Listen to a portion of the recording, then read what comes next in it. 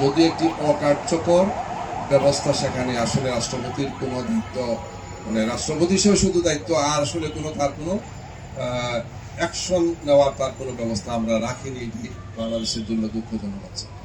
তো তারপরে যেহেতু এটি সরকারের, রাষ্ট্রের এবং সাংবিধানিকভাবে সবচেয়ে সম্মানজনক পদ, এই জন্য আমাদের অতীত অভিজ্ঞতা বলছে, আমরা মনে করি যে এখানে অবশ্যই একজন সবচেয়ে সর্বজন শ্রদ্ধেয়, সম্মানজনক, গ্রহণযোগ্য, দায়িত্বশীল ব্যক্তি হওয়া উচিত।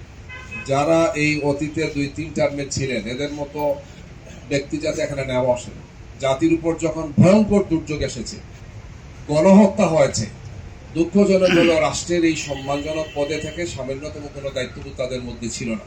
বরং কখনো কখনো আমরা দেখেছি তারা এমন সব কথা বলেছেন, বক্তব্য রেখেছেন, যেটা রাষ্ট্রপতির সম্মান, মর্যাদা বা তার শপথের পরিপন্থী। আমরা আশা করব, কিন্তু এটি সরকারের দায়িত্ব হচ্ছে, যারা পার্লামেন্টে, যাদের সবচেয়ে বেশি সিট আছে, তারাই সিদ্ধান্ত নেবেন।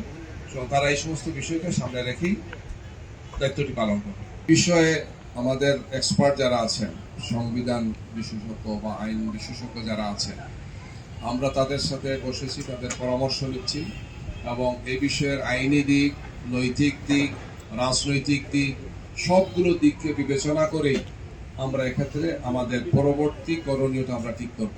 আমাদের মূল প্রত্যাশা থাকবে এটা, সরকার যেহেতু কমিটমেন্ট দিয়েছেন, কমিটমেন্ট বারবার উচ্চারণ করছেন, প্রতিশ্রুতি দিচ্ছেন, এবং এই দায়িত্বটি সরকারেরই, বলটা সরকারের কোর্টে তাদেরকে এটা করতে হবে, নাহলে জনগণের আদালতে তাদেরকে জবাবদি করতে হবে।